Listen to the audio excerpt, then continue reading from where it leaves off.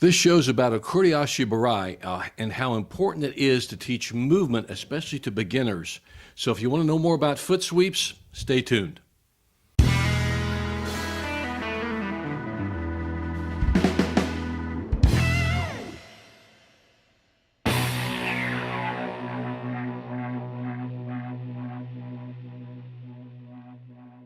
Hi everybody, I'm Steve Scott and welcome to another episode of Freestyle Judo. Well, today we're going to spend most of our time, maybe all of our time, talking about Okuri Ashi Barai, the send after or sliding foot sweep, and how important it is really to teach movement. I think this is probably one of the most important throws we should teach someone if we're coaches in judo and sambo and sport jiu-jitsu. It teaches movement. And movement is essential. Good movement is essential because if you have good movement in any sport, no matter what the sport, you can play tennis, you can play football, judo, boxing, whatever it may be, if you don't move well, you're not going to do your sport very well. And the better you move, the better you play your sport. And it's certainly the case in judo because, we do so many things come off movement. I mean, Jim Bregman one time said to me, essentially, good judo relies on good movement. And that's really the basis of it. And I think he's totally right on that point. Very, very accurate. So we're going to talk about how to teach Okuri Ashi Barai, or the sliding foot sweep, and how important it is in the development of a judoka, okay, or a sambo wrestler, whatever it may be, and how important it is to teach early on so that you teach them good habits their entire career. And I really think that's to me, judo is movement, as I said before, but I think this is the most important throw to teach beginners because it teaches them not just a great technique, but it teaches them how to move gracefully. And there's nothing wrong with being graceful. It's not unmacho to be graceful. Look at all the great boxers, and this is a good analogy for us because it's another combat sport, although it's a striking sport, but nonetheless, like Muhammad Ali said, I float like a butterfly and sting like a bee. Well, he did. And there are a lot of other fighters who did the same thing. They moved exceedingly well. They were fast. And that speed and that movement generated power into the techniques they put out. In their case, punches. In our case, throws and transitions, things like that. So movement is essential. And we're going to talk about movement standing in this episode, and not so much movement on the ground, but the same principles do apply. You have to have good movement and good control of movement and control of your opponent's movement in newaza or ground fighting as well. But we're going to talk about primarily throwing techniques here. So we're going to take a look at Okuri Ashi Barai, which, as I said before, means sliding or sending after foot sweep. And as I said, this is probably the first throw that I teach many of my students. And certainly when I teach adults, and I'm primarily teaching adults these days, I don't have patience for kids anymore like I used to, so I'll leave that to the younger men. But it's really an important technique to teach. So anyway, let's take a look at, I have several videos here, actually 5 of them lined up for you. They're not particularly long, but I think they get the point of what I'm trying to put across here. Some of these videos were taken at John Saylor's Shingitai training camp one year, and with Mike Pennington and Eric Weaver. Some of the others were with Derek and Kenny and other people like that as well.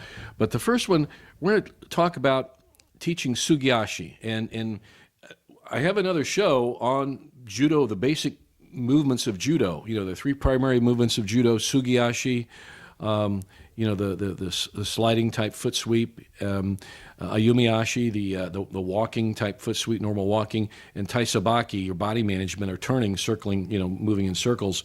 We're going to be touching some of taisabaki as well a little later in the show here. But this first one, it's essential, I think, to teach sugiashi, side or lateral teaching movement, sugiashi, to your beginners. And again, when you walked into my club, or probably a lot of other clubs as well, one of the first things you're going to learn is movement, sugiashi, footwork. So we're going to look at that right now, and it's just about a minute and a half long or so, but it's basics of teaching sugiashi, or the sliding or gliding foot sweep, or gliding type movement. So let's take a look at that right now.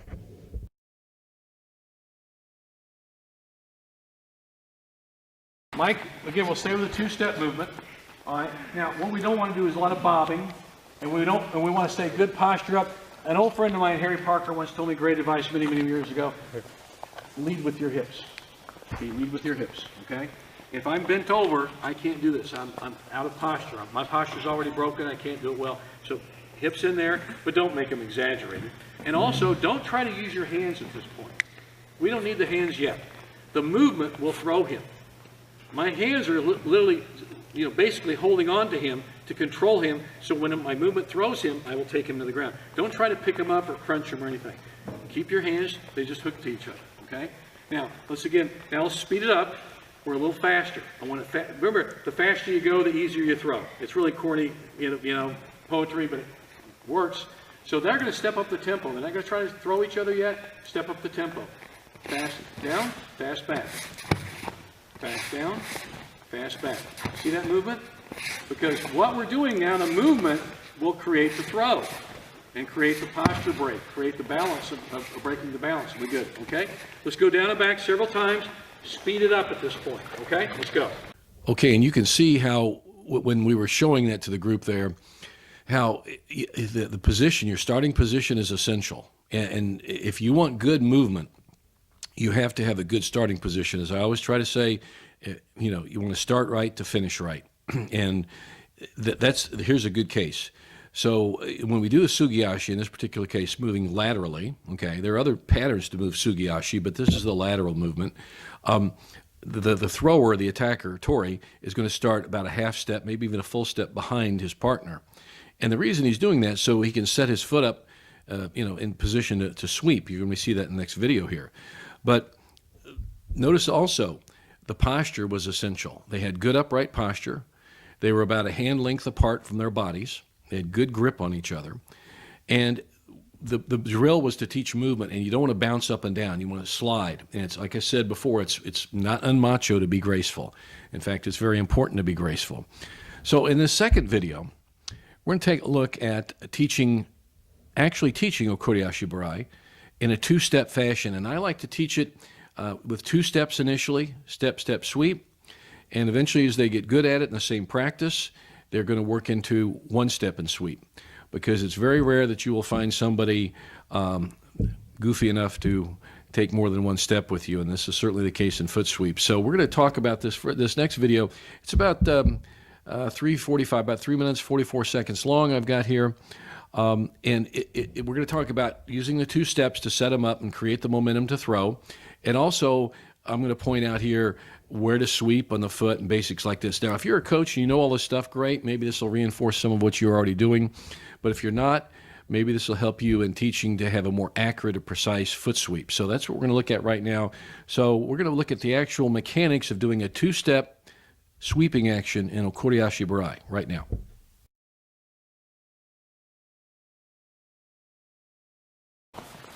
We're going to do it a two-step. We want to get to a one-step and hit, but right now we're doing a two-step and hit, okay? Now let's look at what Mike does. Mike's the thrower. Okay, he's a half step behind Eric. Hands are about a hand length from the body, the hips, okay? Good straight posture, all right? Good kumikata, normal grip, lapel sleeve. Now, that's the standard. As you get better, you'll have all kinds of different grips. But right now, let's start with the basis. Here we go. Now, what Mike's going to do, when he steps, he's going to swing his foot, and just pretend you've done the step, and put his foot right there. And Eric is going to be a good partner because what Mike wants to do, come on back, do it again, that was perfect. He's going to swing, and see, he's going to like put his bottom of his foot. Let me make it better so I can walk through it. Yeah, you're doing it great. It's just me. All right, bring your feet together. See, I want my foot here, like that. I want to wrap my foot around his ankle. Okay? All right? I don't want to club it. Don't kick him. You want to wrap and sweep. See that? It's a controlling movement. This is a skill you should practice a lot. You know, I still in my weight room, I still practice my foot sweeps as a warm-up. And because the reason I know it's a good skill, you know? So, boom. So you want to wrap that around it, like your hand wrapping around his ankle. That's very important. Now, what he did was very fundamentally important. Instead of swing it through like you shouldn't do. Don't do that. It's easier on you, but it doesn't help me learn the skill very well. I want to drive his ankles together like I'm nailing them together, okay? So when I do this, I bring them together, boom, like that.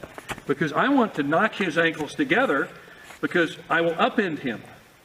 And don't worry about using your hands yet. You don't need to pick him up and lift him or drive him down. The hands hold your body to his body, okay? So when I step and I sweep, I'm still just holding on. The movement and the foot sweep and his feet knocking together cause him to fall. So don't try to pick him up or push him down.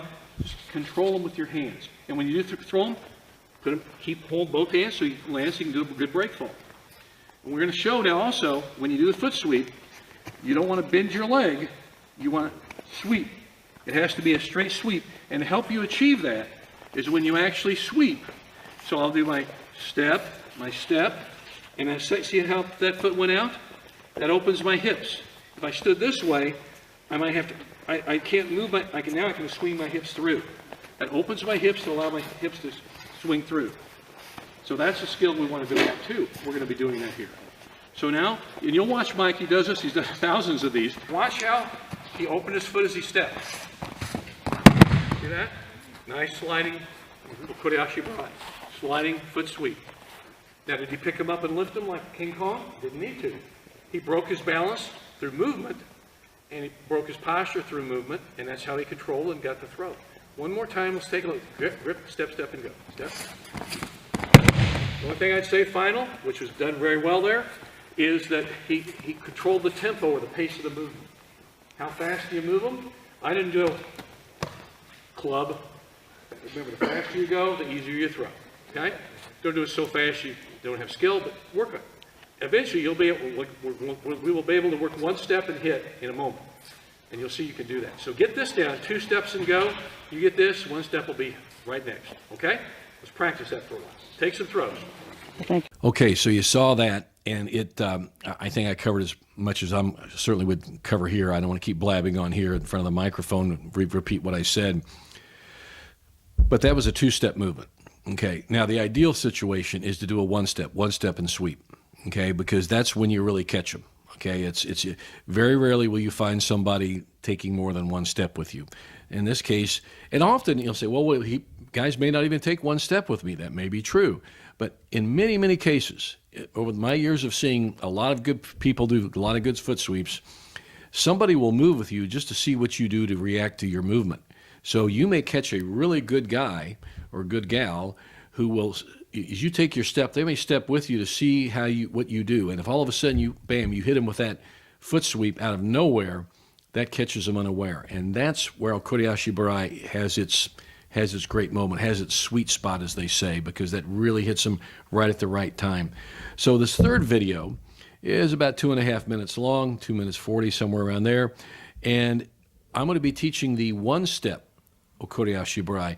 Notice also when we do the 1-step in the Okuri Ashi Barai, how as I make my step and I open my foot, and I'll point that out in the video here, when I lead, I want to be sure that my base leg, the foot on the mat that's not sweeping, that's based on the mat, drives off the mat, how it opens up and points the toe. You'll see what I mean. So let's look at teaching the 1-step sliding foot sweep right now.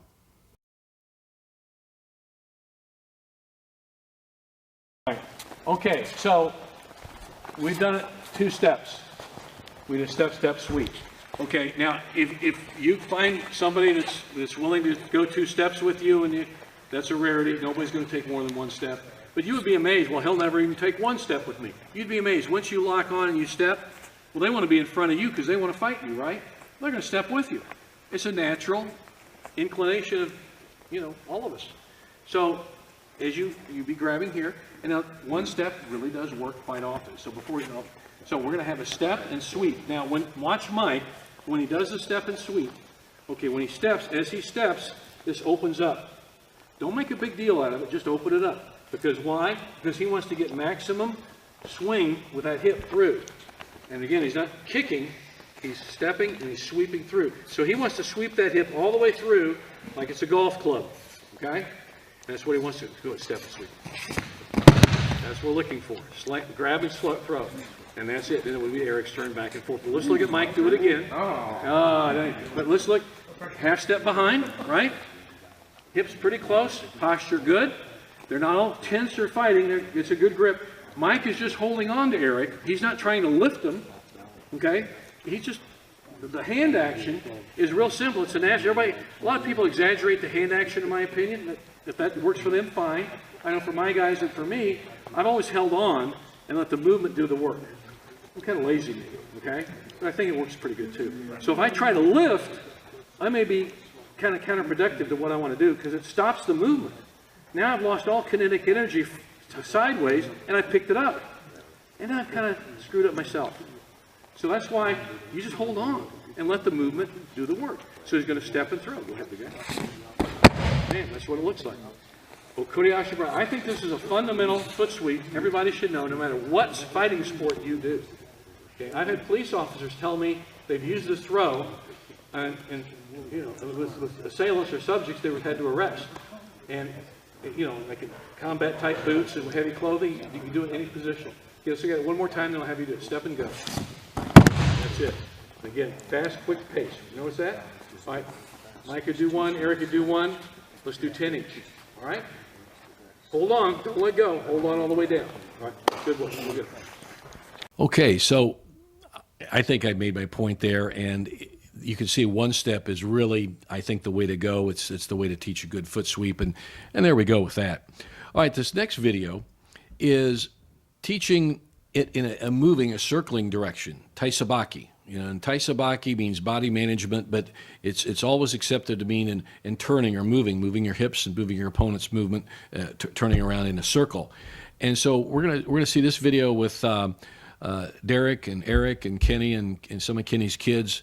And the part of the video is Kenny actually teaching Okuri Ashi Barai in a circular movement using taisabaki to some of his kids on an early Saturday morning practice.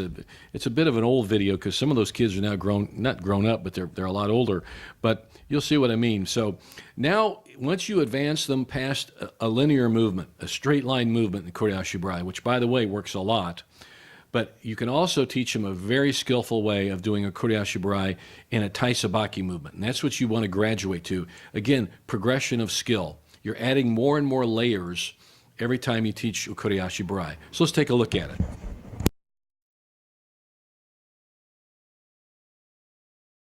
Let's look at this. Here's the basic movement of it. Here's a basic circular, taisabaki action for Okuri Ashi Barai. Okay, you send after a sliding foot sweep. Standard grip, lapel and sleeve, kumikata. Okay, grab here, and all I'm going to do is just change positions with it. So I'm going to move them here, step around, send that foot after. Okay, so it's just a basic application of Okuri Ashi Barai and a taisabaki action, movement action. That's it. Okay.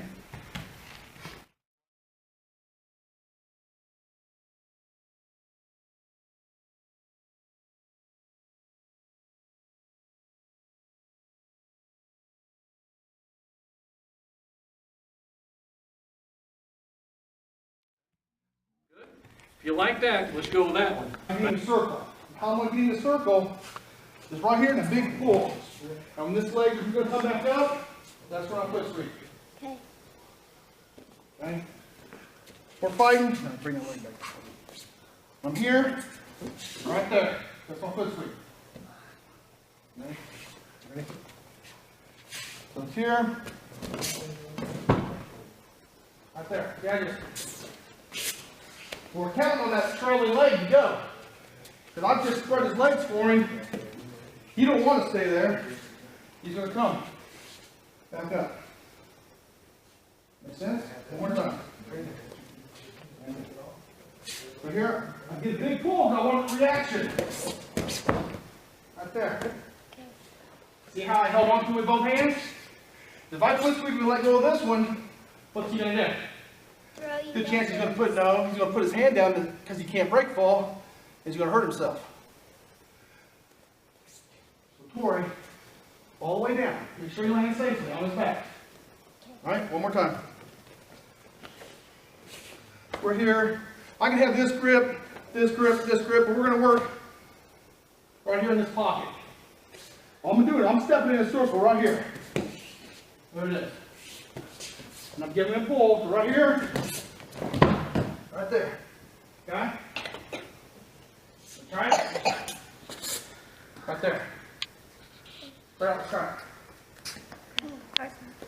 Go. Okay, so you saw how Okuri Ashi Barai can be done in a taisabaki or movement pattern there, especially with Kenny working with the kids later on in the video. So, it really is good to teach movement because, again, we're looking at progression of skill. We started out in a linear lateral side moving pattern, which, by the way, just because we started with that way doesn't mean it's just, abandon it and do just the taisabaki movement. No, they're both great. But we worked on to a more difficult skill because teaching this taisabaki to a foot sweep is a little more difficult than teaching straight line movement to a foot sweep in Okuri Ashi Barai. So that's why we do it. Again, it's layers of skill are developed. It's a progression of skill. Start with A and you end up somewhere down the alphabet, somewhere down there, but you're going to end up with a good skill. So taisabaki is what we're shooting for eventually, but never abandon the linear, the one-step Okuri Ashi Barai because it's very, very effective. I've seen it used in all levels of competition. So definitely stay with that. Okay, so the next thing is after you throw them, you want to pretty much remain, from a foot sweep especially, remain standing, remain balanced in your standing, and follow up immediately. So you want to transition to the ground. I mean, you want that insurance policy. Okay, so now we're going to do Okuri Ashi Barai. The next video is going to look at, and you could do it, we're going to do a straight line, lateral movement, but you could do it taisabaki as well. But we're going to do Okuri Ashi Barai, followed up immediately in this case with jujigatami. And I use jujigatami because I like jujigatami, and we had an adult group. You're going to see the video. They're all adults in there. And it's a great follow-up from Okuri Ashi Barai because after you throw, you remain balanced. That's what you teach. And you follow up directly, transition to jujigatami. Now, if you were coaching kids, and I've done this for many years myself, the follow-up would probably be a nice keisagatami because after you foot sweep them and you throw them, you can directly land right, your shoulder rotation right on top of them for a very strong keisagatami situation. But you'll see what I mean here when the video starts. It's about 2.5 minutes. And we were drilling one night. I just want to take the video of it, had Sandy take some video of it, of the sliding foot sweep in lateral movement. And I think we were doing, I can't remember, 2 or 1 steps, I don't remember, but then following immediately to jujigatami. So here we're going to take a look at that right now. This drill teaches you a lot. It teaches you good timing for your foot sweep, of course, but it also teaches you to follow through after a throw with a nice arm lock. But what it really teaches you as the thrower is when you throw to have good balance after you throw your opponent, so you can apply good arm lock. You see what I mean here in a minute. If Derek doesn't have good balance after he throws Jake here, he can't do the drill, he can't do the move. So he's got to practice. This teaches good balance. He's got to practice it. So watch us do step, step, sweep, and just go ahead and do your arm lock. That's the drill, right there. The good build up for that. But what can you come back in and again? It teaches Derek, or the guy doing the throw, a lot. It teaches you good sweeps, of course, good foot sweeps, and good timing, but it also teaches you to follow through. But the third thing it really teaches you is to remain balanced after you throw them. Okay, you got to have solid balance after you throw them, and throw them with control. And that's what this really does teach, actually. So let's do step, step, sweep. Good. See, I just stepped right over. You stepped right into it. You do fancy, weird stuff. Swept, throw. Swept and throw. Okay? I'm still putting my shin in his ribs. Okay, so it's not like I come through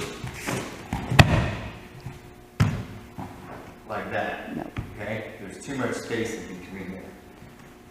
Make sure that when you do the sweep, knee comes down, so now I'm right over him, he's right underneath me. Foot comes, collects the head. See, that's a head sit. You go right into a good head sit or shoulder sit, control position. So you notice he didn't do anything weird, he just was there already. One more time, watch how he doesn't have to do anything exaggerated. He just squats, sits on his head, sits on his shoulder, and rolls back and gets the jujigatami. If he gets a little bit too far away from you, just take a step in and do it, okay?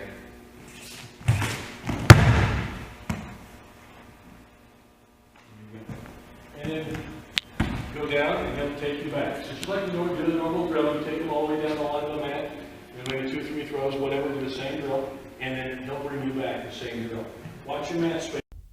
Okuri Ashi Barai really does work. It's a great technique. No matter what level of competition you are, I think it's a great technique to teach to a beginner, especially to adults, because it teaches them movement. What we want to keep them from being is heavy-footed, as I said earlier.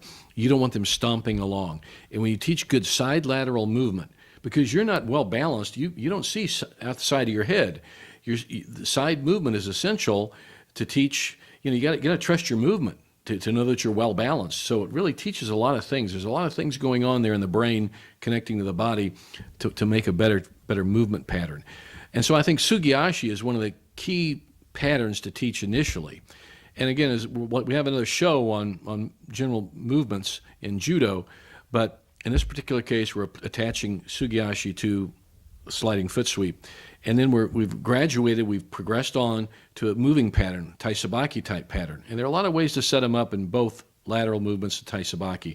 One thing I do want to point out that I don't know if I pointed out in the videos was when if I'm a righty, I'm holding a right kumikata or natural grip, lapel on the right hand, my right hand on his lapel, left hand on the sleeve, and I'm moving to my right, I'm moving to the lapel side, and I'm sweeping with my left foot. Now, I teach that to my students because most of them are right-handed. Sometimes I get a lefty and we'll do left-handed stuff, but mainly to the right.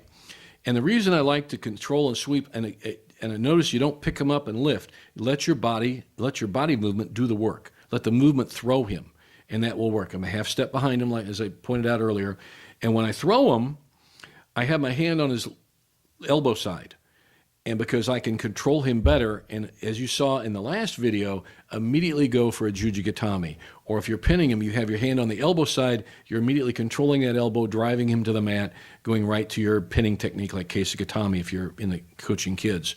So I like to make sure they do that. And also when I hold them on the lapel side, it keeps them from turning their body, cutting away, sticking their arm out. And for beginners, it prevents them from sticking their arm out, possibly having an arm or shoulder injury.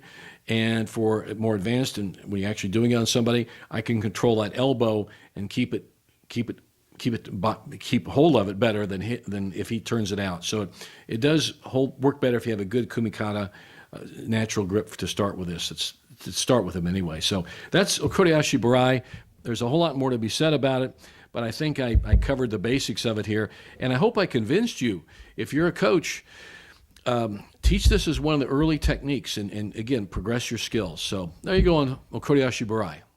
Okay, I have a really good question, and actually was posed to me some time ago at a clinic that I was doing. And it comes up often with a lot of people, so here we go. The fellow asked me, do I do Russian-style judo because of my Sambo background? The answer is no. I do judo. And good judo is, as one of my old coaches said, great coach, Morris Allen, said, make the technique work for you. Make the sport work for you. Whatever it is, if it's judo, make the judo work for you. And if you match your movements, if you match your style of judo or your style of sambo or your style of submission grappling, whatever it is, to your body type, to what suits you best, to your physical fitness level, to everything about you, and it takes a while. Like the great jazz trumpeter said, Miles Davis said, it takes a long time to learn how to play like yourself. And that's absolutely true. So do I do Russian judo or is there Russian? There is a Russian approach to doing judo, and it's heavy, because Sambo is a derivative of judo. I mean, I love Sambo, and I'm first to admit it. Sambo developed from the roots of judo, and they made it very much their own sport. And when the Soviet athletes in the 60s were starting to compete in international judo competitions, their approach to judo certainly looked a whole lot different than the Japanese did. And so that's what that look is, and it became more of a European look, as people over here in the States called it. But really what it was is that they were smart enough to make their judo work for them, okay? And that's the way I look at it. And again, some people will say, well, judo's Russian judo or European-style judo is more based on power and strength. Well, no, it's not, actually. It's based on the same principles that the Japanese do it, or the Brazilians do it, or the Mongolians, or anybody else, any other nationality does it. Good judo is good judo, okay? And if you make it work for you, then you're going to be more successful than the other guy. And what the Soviets did back in the 60s, and the Russians have continued on now, and the other former Soviet states, and Europeans have done as well, the Mongolians, you name it, they've taken that basis of the judo they initially learned, and through their own influences and their own approaches, made it work for them. When I was coaching internationally, you could tell pretty much a guy's style. His style of judo was where he was pretty much from, and so there are differences a bit like that, but they're not massively like some people think they are. So there is a Russian-based approach to judo, and I use a lot of things. I use a lot of Sambo theory in teaching my guys judo and submission grappling and all that too, because they added a lot to it. Just like the Brazilians that emphasized the newaza position, the ground fighting positions that they did, they added a lot to the ground game. So yeah, I mean but there is no one style of judo in the sense that there's a Russian style and a Mongolian style. There could be, but there are differences, but they're not as great as one might imagine. So you don't fundamentally change the good movement of judo, is what I'm trying to say. So I was long-winded in my answer, but the answer is, I think, what I just said. The fundamentals of judo stay the same. They remain the same. They're constant. And it's just how you apply them that works best for you. And you can call it, if you want to call it Russian judo, you want to call it whatever style of judo, Martian judo, as long as it works for you, and that's the basis of it. So, well, anyway, we did a long show. We worked a lot on foot sweeps and talked a lot about, styles of judo and all that. So, hey, that's enough of me. So I appreciate you tuning in, and I will see you next time.